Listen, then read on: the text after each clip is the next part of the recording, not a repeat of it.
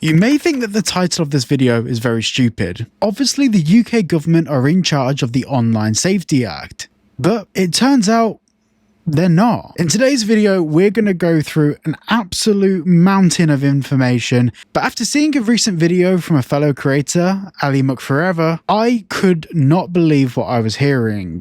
And more to the point, it all turns out to be true. To start off with, we need to talk about Carnegie UK. Now, going back to the early 1900s, Carnegie were a foundation or a trust set up to manage the money of Andrew Carnegie. Now, if you don't know who Andrew Carnegie is, basically follow the money of the early 1900s criminals and you find him stood right next to Rockefeller. Now, Andrew Carnegie and people like Rockefeller, they created trusts as a way to funnel their money tax-free into various political motives and, of course, business interests. To this day, trusts are still used as a way of tax exemption for many different people and businesses. But at the moment, one of the main people at Carnegie UK is William Perrin. He was actually one of the original founders of Ofcom. You can see where this is going.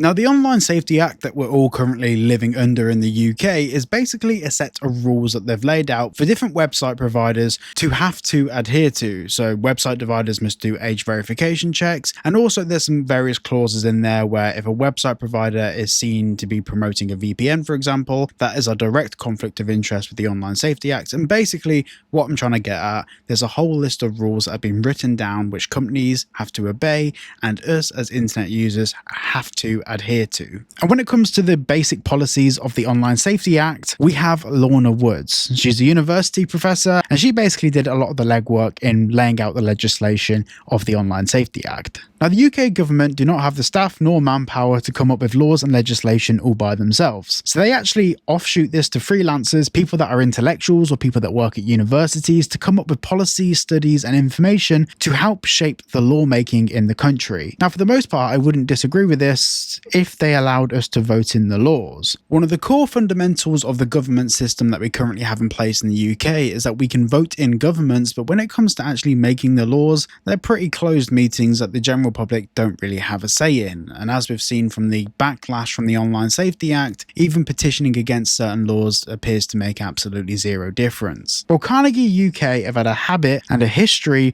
with funding different university professors and government advisors that appeal to an agenda for the trust, i.e., funding people that can benefit their business. If you're not putting the pieces together yet, Lorna Woods worked for the UK government to devise a policy funded by Carnegie UK. They're all connected. Now, in the case of the Online Safety Act, Carnegie UK set out a core set of issues. They wanted to understand the harms of the internet, and they basically created an investigation to try and understand what can be done to help make the internet safer. The problem is when trying to find the answer to a question, it's very important to understand that you're asking the right question. For example, if I asked you, how do we keep our children safe online because parents don't exist, and for some reason you can't set up child locks on this, and for some reason you're not able to block content through your internet router, if they're the questions you're asking, then you're very likely to very easily come to the conclusion of online censorship, especially if that's the answer you were looking for from the beginning. And this is what Carnegie UK actually do. They fund studies that financially benefit them, and we'll get to that. Bear with. They're in with all of these government advisors, all of these freelancers that help write legislation and law for the UK government, and they back them financially to complete studies that tend to spit out the results they're looking for. If Carnegie want one set of laws to be instituted, then they'll fund the people that can give them those results. Now, I'm not saying that Lorna Woods, the legal professor, was bought off in any way, but I'm saying that she was probably selectively chosen because she'll give them the answer they want. And yes, we will get to why age verification was the answer that they wanted.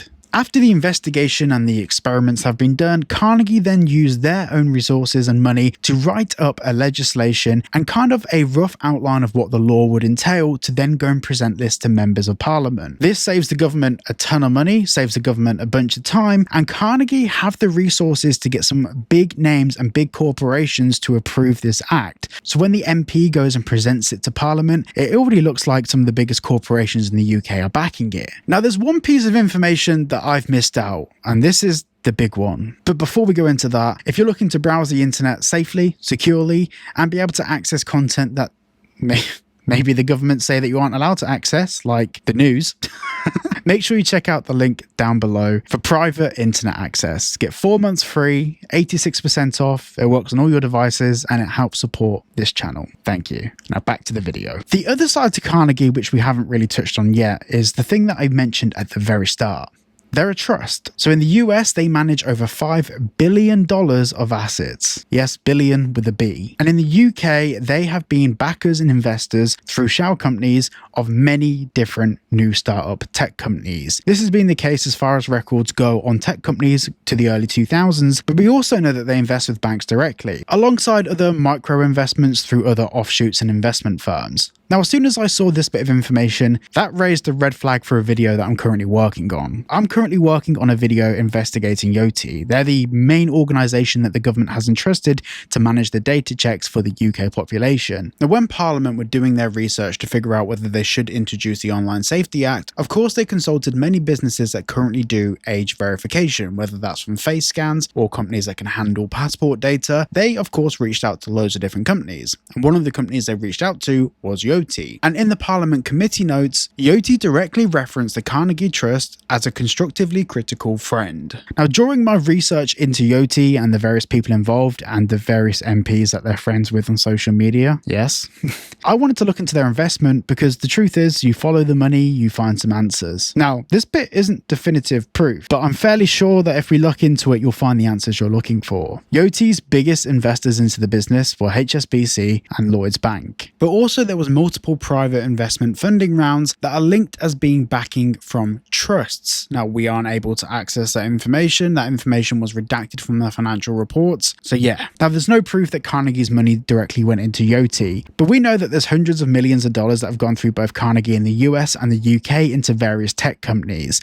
And yes, that's specifically tech companies, online tech, digital tech companies. I think if we follow the paper trail, you'll see some of that money has probably gone to companies that are doing facial ID checks. The problem with trusts is that they're relatively private. It's private money from lineage. One thing that I do know is that Andrew Carnegie will be turning in his grave at the thought of his money being used to censor people. Before he died, Andrew Carnegie actually gave his money to over 3,000 libraries because he wanted the world to have access to information and be able to educate themselves based on what's happening in the world and the whole history of human knowledge. The Online Safety Act takes that away from people. So the question is now is who's going to do the legwork and who's going to do the investigation? Well, this is where I need your help. I'm fairly confident that if we follow the money, we'll know exactly where this legislation came from. We know it came from Carnegie, but we just need to prove a motive. If there's a paper trail that shows that Carnegie and their trust fund directly benefit from this new legislation,